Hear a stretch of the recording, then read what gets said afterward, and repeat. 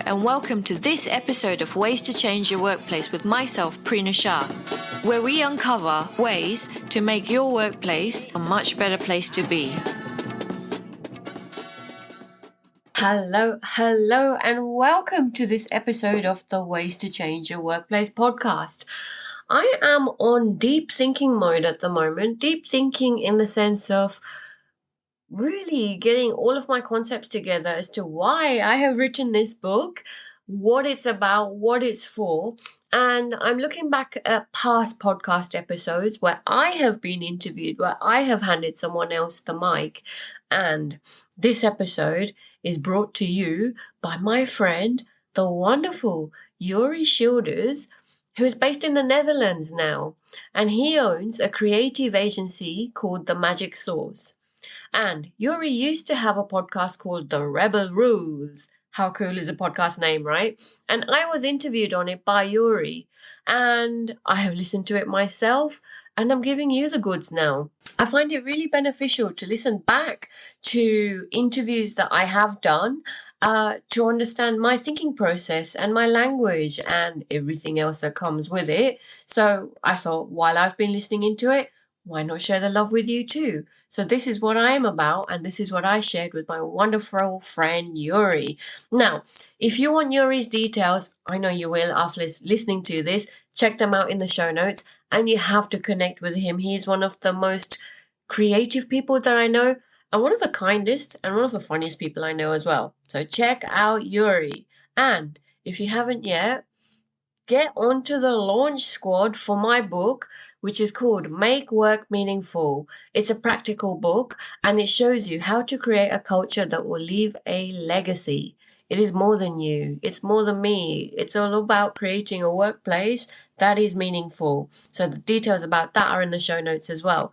And hey, if you're listening to this in the future, my book is published. My book will be out there in sales world. Buy it to make work meaningful. So if you're a future listening, thank you so much for listening in. I really appreciate you. And if you're a current listener, thank you. I can't do this without you. Let's make work meaningful together, people. Okay, over to Yuri now. Now, you own the culture. That tagline smells to me like town hall corporate speak. What is a culture? Collective of beliefs? How would you define a culture? Organizational culture is the way we do things around here. You know, it's all of the unsaid rules of belonging, if you want to call it that. It's all of the unsaid stuff. So let's imagine if you apply for a job and the organization just seems amazing. Their brand is beautiful, which is completely sexy. You've applied for it and you're there now. You've been there around 3 months and you're over, you see the brand and all of that, but then you see this extra layer of stuff, whether it be behaviors, approachability of people, basically the way things are done and the way that you fit into an organization is the organizational culture. So it's all of that stuff which is beneath the iceberg. That's, not very tangible initially until you get in there, until you feel it and breathe it and live it. And how's that changed this year? Because, we're all kind of here behind screens. How people are connecting? Because I hear things like culture is big on the agenda for companies right now. Most companies, at least the ones I'm seeing, are actually not talking about culture. They're talking much more about short-term tactics. Like, what do we need to do to survive? Let's just get into Q1 of 2021. Let's see what happens. Yeah. But culture is always a big topic because your culture is your personality. Now, that, of course, has changed. Some of the things I'm hearing is because we're all working online, we don't have the banter anymore. We don't really care with the culture. It's just very functional. And let's start a conversation and let's have a status update and stuff. Yeah. What do you see? What are you seeing? How has this year shaped cultures? The organizations that already had a good culture prior to COVID are doing a little bit better off, just from my perspective, doing a little bit better off than the organizations that didn't have a defined culture or didn't have the best culture. The good organizations I can talk to first off, they're the organizations where, manager employee has trust. They were open to disruption in the first place anyway, pre-COVID. So they were quite receptive to change. Then there's the other organizations who are very stuck in their ways, traditional, and this is the way we've always done it. Those kind of organizations who are still stuck in their ways and not moving as fast as I need to be. So Yuri, whilst you talked about all of the good stuff about strategic planning and keeping it simple and short term, yes, do that. But if you don't have your overall umbrella of your organizational culture right, and then the other second part, your employee engagement, if that's not there also, your short-term planning means nothing. So what makes them tick? What makes an organization tick? Because if they're going to be very shallow, it's like money, bottom line, shareholder value. Yeah. If we're talking from a cultural perspective, there's a few things, and there's a few theories that I've been trained in many. One of the more simpler ones talks about organizational culture in three aspects: symbols, and they're the symbols that, only the CEO has an office, everyone else, including GMs, don't have an office, those kind of symbols, I mean. Systems, what are your systems like? Do they all talk to each other? Does it actually work for the organization? And then structures, are your structures right? And are your behaviors right for that culture and what you're striving for as well? That's one of the things, that makes organizations tick from a cultural perspective. Welcome to the Rebel Rules podcast. I'm your host, Yuri, in Singapore, and I want to learn from the rebels, rule breakers, innovators, and shit stirrers around the world. I want to find out what makes them tick. How do they do what they do? And then I want to share that with you so you can feed the rebel within.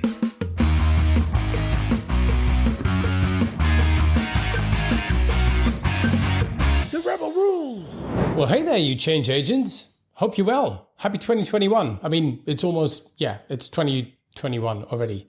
Let's make this a different year from last year, okay? I think last year had a lot of challenges, and I'm sure this year will have a lot of challenges, but let's make it a different year. And we can only do that because of people like you, people who can make a change, however big, however small that is. And I just want to say thank you for tuning in. If you're listening to this one right now, thank you. I appreciate that. I share sometimes crazy, kind of silly ideas here on the Rebel Rules podcast. And that only makes sense if you actually have an audience of people listening to you. So thank you for tuning in. I don't know where you are right now. Maybe you're walking outside. Maybe you're preparing food. Maybe you're just relaxing on the sofa with a cup of tea. Or maybe you are teaching your cat how to do the MC Hammer Can't Touch This dance. Whatever it is that you're doing, the fact you're tuning in makes my heart shine and makes it nice and warm. And I appreciate you for doing that. So this is episode 14 already. Make sure you check out all the other episodes, all the other ones. I say all the other ones like I have many. I only have 13 other ones that came before. But they're interesting. I talk to people. I talk about people. I share some tools. I share some ideas about how we can break some of the conventions, how we can challenge some of the beliefs that we hold, and challenge the norm, because that's important. That's how you create progress. That's how you make change. And in this episode, I want to talk about company culture. Look, if you've spent any time working, you know that there's certain places that make you thrive and make you flourish and make you shine. And other places do exactly the opposite. They're just very, very dark places that just beat all the creativity and all the life and all the energy out of you. They're different places, and it's not all black and white. What works for one might not work for the other. So in this episode, I talked to Prina Shah, who's got almost 2 decades of experience working with companies, leaders, and CEOs around just that, the company culture. She specialized in organizational development, has a very rich background and a beautiful mix of experiences. I mean, she was born in Kenya, then moved to the UK, and now she's in Australia, working as a consultant, as a trainer, and as a coach. We talk about culture, the way we do things around here, organizational changes, and more particularly who drives those changes. Enjoy this episode with Prina Shah. Hey, thanks for coming on. I love some of the work that you're doing. I love the post. We only met actually not even that long ago. And I want to talk to you. Rebel Rules is all about people who kind of go against the grain a bit, who break the rules, because I think I'm of the belief that we need more people like that in the world. I think we have lots of rules and beliefs and structures in place which no longer make any sense. And I think particularly in companies and in culture. So I want to talk to you a bit more about cultures, how rebels and rules fit into that one, how people need to deal with compliance within it, how compliant is a culture. But before we do that, tell us a bit more about you. Tell us a bit more about Prina Shah. Who's Prina Shah? Yeah, a little bit more about me. So from a professional background, I've got lots of experience in human resources. So I've got the whole generalist experience. And then I started to specialize in an area called organizational development, which is more the proactive arm of HR and preventative arm of HR, which looks after many things, one of them being organizational culture. So I come from the UK. I have had the best experience. So in organizations, so British Telecom, Transport for London. And then when I moved over to Australia, it was Sydney Water. And then I followed the watery theme here when I moved to Perth, which is where I'm based at the moment. I work for a utilities company here. Then the largest not-for-profit in Western Australia. And then I finished my corporate career as the manager of organizational development for an organization called Lottery West. And they are the one and only lottery which is owned by a government within the world. So a real different organization, Yuri. And I came to a crossroads earlier this year. So I'd been doing my business as a coach, consultant, and trainer for a long time on essentially helping organizations and leaders to improve their organizational culture through coaching, consulting, and training. And I was getting a lot of work, and then COVID happened, and I was working part-time and doing my business. And Yuri, I started to get more work, which was quite surprising. So I had to have a good conversation with myself, and I stopped my corporate career, and I've gone all in during COVID. And it's been a really, really interesting ride. So for myself and for my own business, I have had to really upskill in terms of technology. So earlier this year, I did an amazing course through Yuri and Leanne called Virtually Possible. We were, in the first crew, and I got so much from you and the wonderful Leanne. And that's how we cross paths. Right now I'm supporting a lot of organizations through change and culture change. How did you end up working on culture? Like what is that? What drew you to that? A bit of luck and a bit of the right time, right place, and right person as well. So when I moved from Sydney to Perth, I had an interview with an amazing HR director, and she was interviewing me for a generalist role, and she thought I'd actually be better placed in the OD team on the culture side of things. My background, so my first degree was in sociology and social psychology, and that's my love. I'm really fascinated by what makes people and organizations and things tick. So I'm always questioning. So there's a sociologist in me and definitely a social psychologist in me. So what makes them tick? What makes an organization tick? Because if they're going to be very shallow, it's like money, bottom line, shareholder value. Yeah. If we're talking from a cultural perspective, there's a few things and there's a few theories. So I've been trained in many.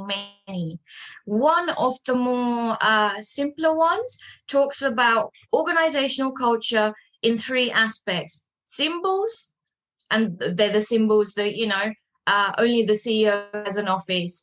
Everyone else, including GMs, don't have an office. Those kind of symbols, I mean. Systems. What are your systems like? Do they all talk to each other? Does it actually work for the organization? And then structures. Are your structures right?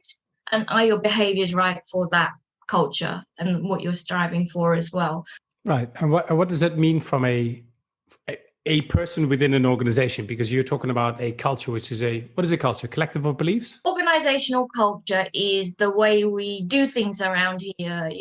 It's all of the unsaid rules of belonging, if you want to call it that. It's all of the unsaid stuff. So let's imagine if you apply for a job and the organization just seems amazing. Their brand is beautiful, just completely sexy. You've applied for it and you're there now.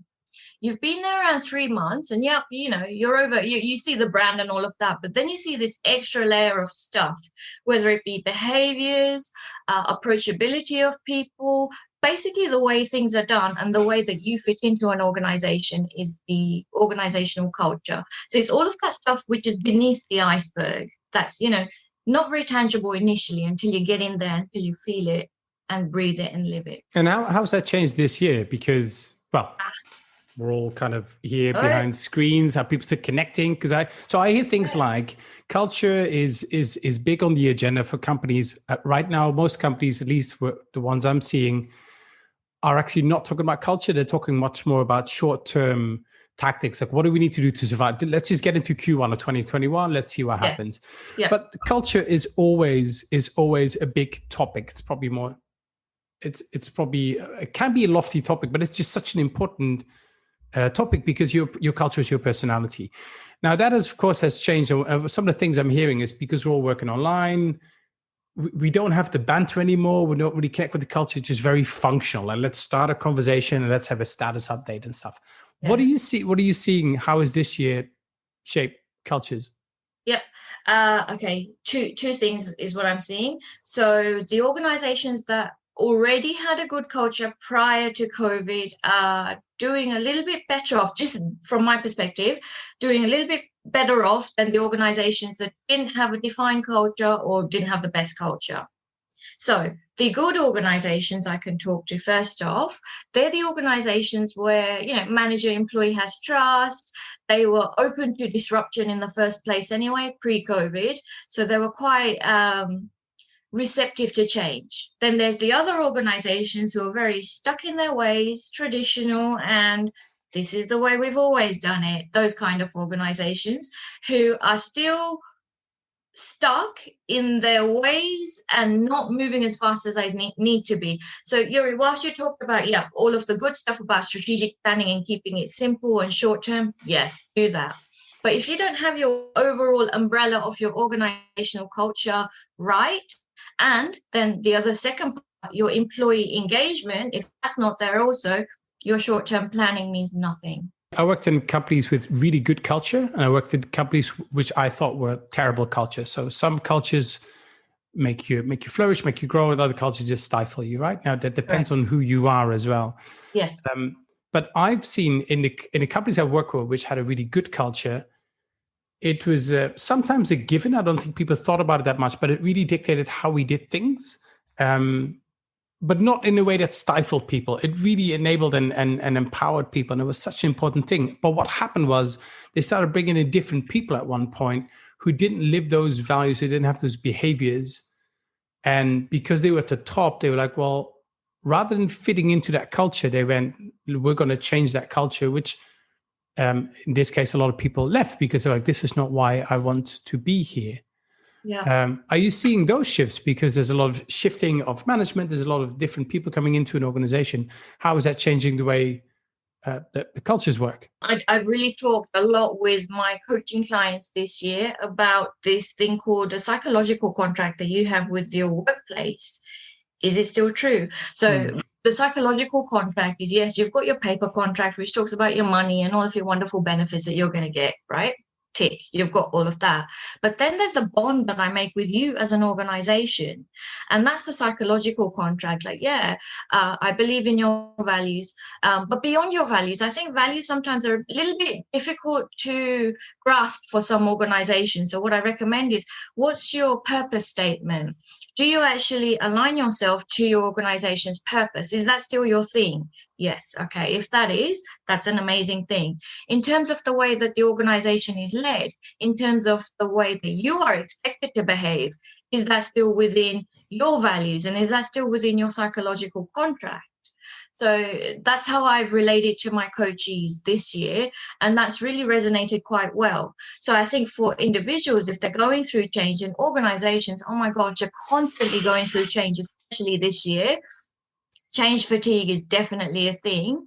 I think step back and reflect for yourself if this is still the organization that you signed up for. And with all of the changes that are happening, do you still see yourself believing in these changes? But nobody likes change, though. At the end of the day, I mean, we can get used to it, but nobody really likes change. We like things to stay exactly. If we're comfortable, we like things to stay exactly where they are. Indeed. And how much has that burst our bubble this year? Mm-hmm. So we need to jump on that change bandwagon, but change needs to be managed right in organizations as well, which is what I've been supporting a lot of organizations with. And it comes down to, change management 101 there as well. I think this year, if anything, the right communication, using the right type of medium also is so important. So let's put it like this, and who drives these changes within an organization? So we've seen people being forced to work differently, but at the end of the day, who drives change in their cultures? That is really fascinating. So I've seen two aspects. I've seen the top down, where, the executive, the corporate team decide on whatever changes are going to happen this year. It's that top-down effect. Or I have seen the other, where one organization I'm supporting have set up an innovation program, and they're really hearing from people on the ground as to what's working, what's not working, given all of the challenges that they've had thanks to COVID. And they're really reacting to those changes through their innovation program. And yes, there's still protocol, there's still all of the risk management and security that the exec want, Sure. which is excellent.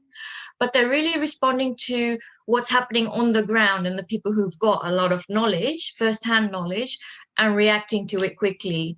And this organization have been doing pretty well, I've seen. So is that more grassroots then? So is that more like bottom up? Because I rarely see that here. So my experience is working in China, Japan, Korea, India, Middle East. Of course, I've worked all over the world, but mainly like this region. And I'm really generalizing here, so don't attack me on this one. But it's still a lot of stuff here is top down. It's not bottoms up. Should change be less top down, in your opinion? As in, so here's my theory. I'll throw you my theory first. I think it should not just be top down. Top down is one way. I think it could be more grassroots. I think it could be a bit more scattered. Why? Because this year, first of all, a lot of the structures, rules don't apply anymore. So we need to think of new and different ways. It's very hard to create these changes. To respond to these changes as a couple of individuals at the top of an organization. You kind of need all hands on deck. And because we're more scattered, we're in these virtual pockets left and right with a more flexible way of working, would it not make sense to have people create smaller, big changes or innovate in their own kind of areas rather than waiting for top down to mandate something? One word answer, absolutely, is first off. Second, yes, because of the fact that these people on the ground really know what's happening, what's working and what's not working and what needs to be enhanced. So, people in their so-called ivory towers, if we want to call it that, are so far removed from the reality. And yes, there might be board pressure or shareholder pressure, whatever you're getting. Yes, listen to that also, but really engaging with the workforce first to hear what's happening and how that change can be made would just go down so much better. So top-down approach could work if they are open to feedback from grassroots first before making that change. We talked before about fitting into a culture. So you have a culture and individuals fit into that one. That's your words that you used. Yeah. What if you don't fit into that culture? What if you're the linchpin? What if you're the black sheep? What if what happens? Does the culture spit you out or what happens there? Yep. Okay. So there's one organization in Australia who have a terminology, fit in or F off. That's, so that's the one culture aspect. So if you don't fit in, you can move on. That's one organization. But I think for any individual, if you don't feel that you fit into the culture, ask yourself why. Ask yourself what you can control in relation to that. And then the bigger question, ask yourself what you can influence in anything that you wish to change. Because I think it's really, really important to listen to the naysayers or people who don't quite fit in, because there's reasons for that. And what are the reasons? You need to know that. If HR people are listening, listen to your naysayers. There's so much gold in that. And if you are yourself a naysayer, what's a little subculture that you want to create? So remember, within a culture, if we're talking even, society, there's societal culture. And then there's various little pockets of culture, little splinter groups that you can create as well within, your rules and remits and bounds of your organization. But when you've worked in organizations before, you've got that overarching umbrella of culture. Yes. And, you've got many, many teams. But then you've got that amazing team there that you just want to work for because there's something there. There's something about it. And that's what that team has created. So it's not only the leader that's created that sexy, special thing. It's the whole collective that they've created together. Everyone owns the culture. It's not just HR. It's not the executive. It's you. You form such a big part of the culture. And what is it that you want to contribute? Even if people are, stuck working from home in lockdown, whatever. Guaranteed there's some impact you can make. So control and influence. What can you control? Sometimes not that much, but guaranteed you can influence so much more than what you can control. Now you own the culture. That tagline smells to me like town hall corporate speak. Okay. Right. So I've seen companies that do it well. I've seen many companies that don't do well. They'll talk about culture and everybody claps along because there's a party line. There's like the website culture, and then what people really think. So once you get to the coffee machine, it might not be this. It might not be the same. Is that still corporate speak? Are we really seeing a change there where people own the culture more? Or Okay, I've had many a conversation with leaders this year about the fact that there's that top-down change, and my grassroots people are just not buying it. And me as a leader, how am I going to relay this? yeah. Guys, oh my gosh, so that message that these guys have to give is so important, from the corporate perspective, but then the bullshit goes on as well, right?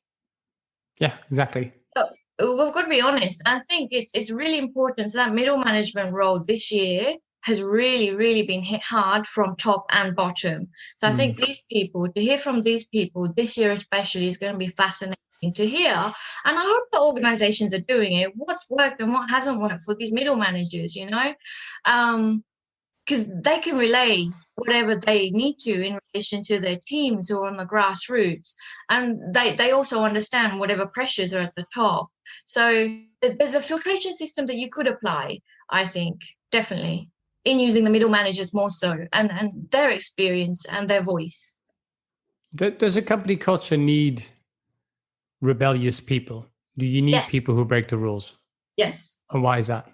Things have changed. So you're recruiting people constantly, there's turnover, which is a natural good attrition thing. And you're recruiting new people, new blood, and you need to listen to your new people as well as your old people who are the naysayers or the rebels, because they're seeing something that's not quite working potentially, or that can be enhanced. I love going into a training session where I'm going to be talking about culture. It's like, okay, throw it at me, people, and just have the open and honest conversation. And it's so fascinating to hear the truth, but you have to have that trust first off also. An old colleague of mine invented this activity. It's awesome. It's just called the mirror. And basically with the mirror, you interview a whole bunch of people around whatever. Let's say company culture. So what do you think of your company culture? What do you like about it? What's working? What's clear? What's not? You have like 5 questions. You talk to 100 people. Like they're like all over by the way, this is a podcast. So what I'm doing is like top down, left, right, all of the industry. And you put those bits of data in a room, and they're just data points. So no name. So you tell people it's anonymous, so people can be a bit more upfront, which by the way says a lot about your culture if you have to do that for people to speak up. But it's a different conversation. Agree. But then basically you take leadership to come in and you say, look, we talked to a bunch of people, and here's some of the things. And I remember one session with somebody. It's a French company, and the guy walked in. Oh, it wasn't French. Sorry, it was a French company. A French manager walked in, and he basically said, "Oh, this is not. It's not true." I'm like, but this is what your people are saying. He goes, like, "Well, I disagree. We have a very clear mission and vision and strategy." I'm like, "Yeah, but people don't agree."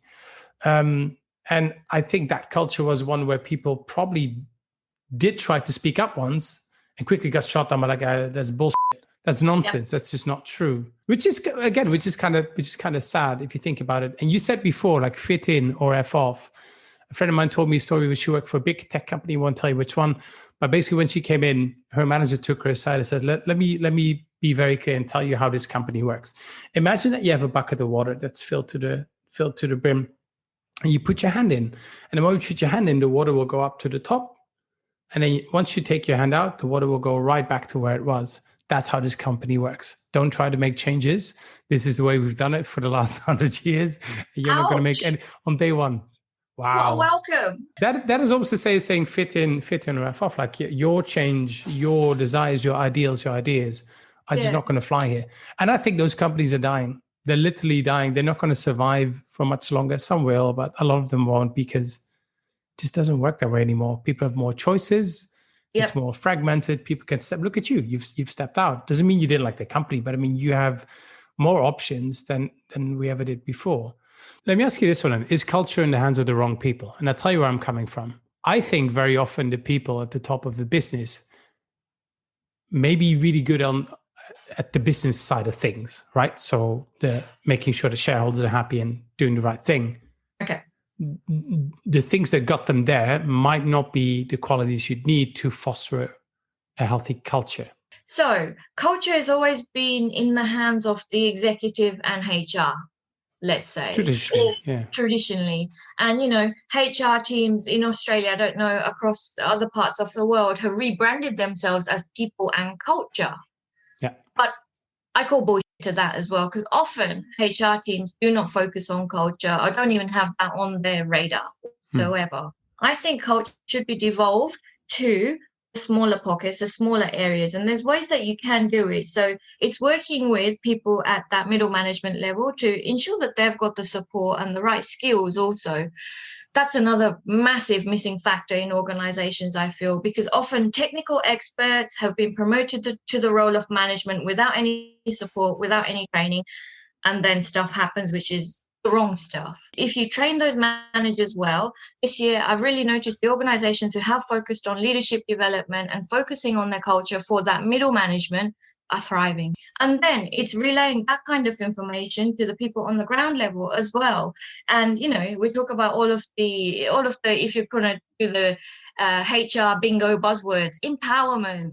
What does empowerment mean? Yeah. Oh my gosh. So if you talk about culture as owned by the people on the ground, isn't that empowering? What is that then for the individual? It'd be so fascinating to hear from people on the ground what culture is in their perspective and what they think it should be also.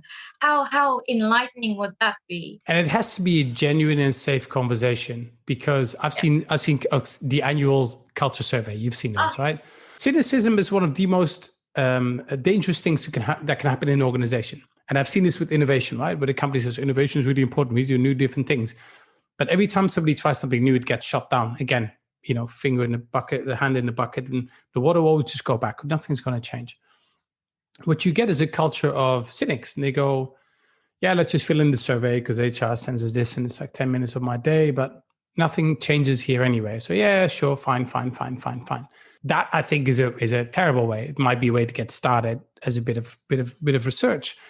But it should be a lot more. Like maybe it should be defined more like how we do things around here is a conversation that maybe managers can have with their teams. And you have a team culture and you've got an office culture, you've got a country culture. Exactly. But I've been in an organization where the top, in this case, values, and not just values, like the behaviors were very clear. Like when we say we care about our work, this is what that means. Here are like 5 different examples, and this is what it doesn't mean.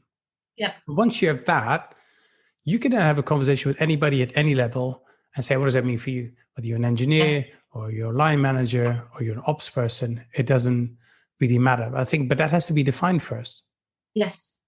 One thing that really, really annoys me, and this is a big bugbear of mine, are those values which are one-word statements. Innovation is a value of yours. Like, what the does that mean? Without any.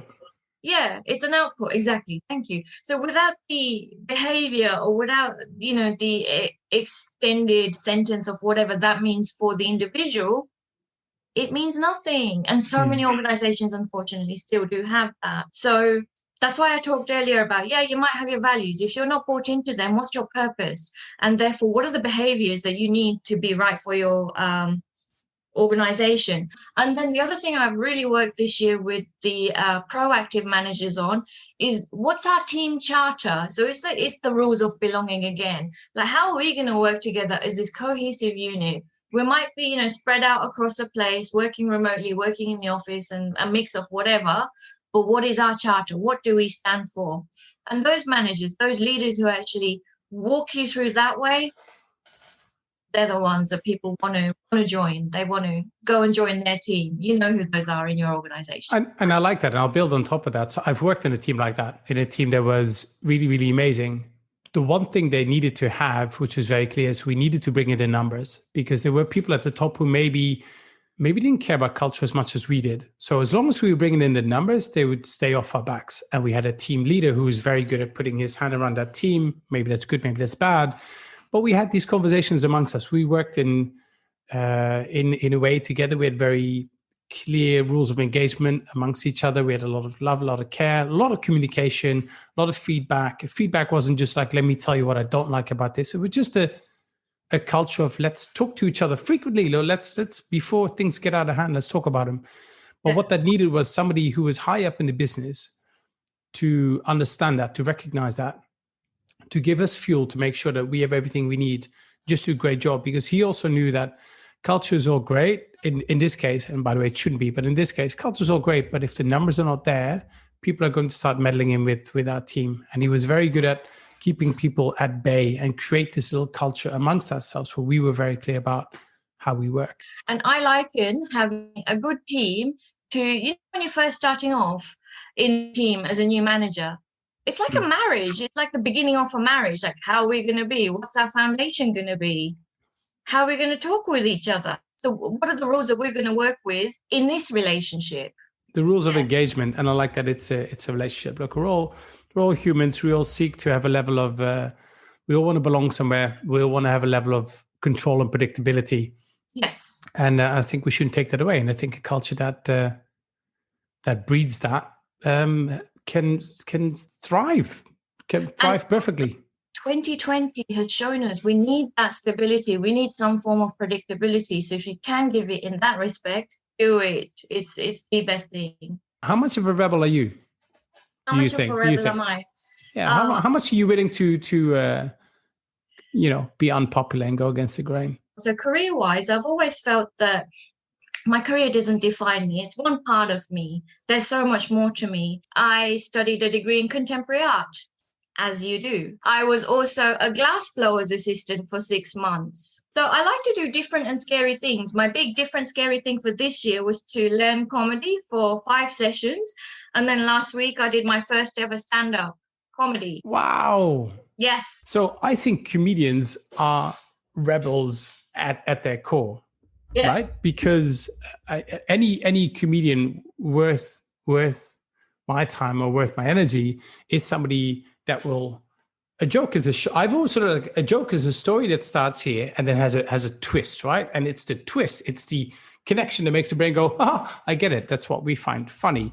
That means that you need to break rules and break conventions. Humor is often used to challenge things that normally you can't really talk about. That's where comedy comes in. So at some point, I want to talk to a comedian on the show, because they to me are like the ultimate rebels. But that's really brave, because stand-up comedy is that's scary to a lot of people. Yeah. Right? It was so much fun. It was amazing. So there's more to me than my career. So rebel-wise, yes, I will fit into an organization, whatever, or, being my own boss is amazing as well.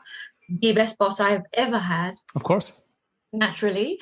But there's more to me. So there's always extra things. And that comedy this year has just been light relief, definitely so, but then learning a whole new skill set, as you said, Yuri, as well. So it's all about that storytelling and having people engage with you and walk with them this way, and then go with your punchline. Just something unexpected. And, HR people, so we've been very prim and proper within our career. It's time to let loose through comedy as well. So different personas also. Fantastic. Well, that's, first of all, very, very proud of you, because stand-up comedy is something in itself. And I think, by the way, it's a great practice for any kind of creativity, improv acting, getting out there, sharing because a joke is, if it's your joke, it's an idea, or even if you heard a joke there, you put them together. It's your spin on something. It's your creation. And to put something out there that is not what everybody else does is by definition scary, particularly when you get up on stage with a couple of people who've had a couple of drinks. So great, you had a great first experience, because those first experience, I believe, will either spin you this way, or they'll do exactly the opposite. And it's the same when hearing, hey, just so you know, in this company culture, even if you try to change stuff, nothing will change, fit in or F off. Yep. It's just a horrible way to start. And that's then the culture you're going to create, and that can come from one person, one experience, which is pretty sad. But one thing I always remind people of is, remember the impact that you have to the organizational culture. Guaranteed you have influence, you've got impact. Yeah, you do. Good opportunity for next year. I think company cultures have changed already. I don't think it's going to go back to same old.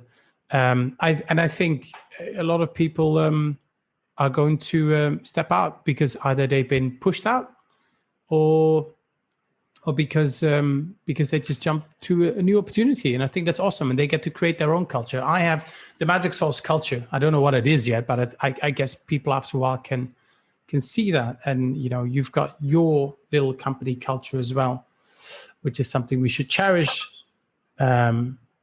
and create our own sometimes. Sometimes we don't have to fit the mold.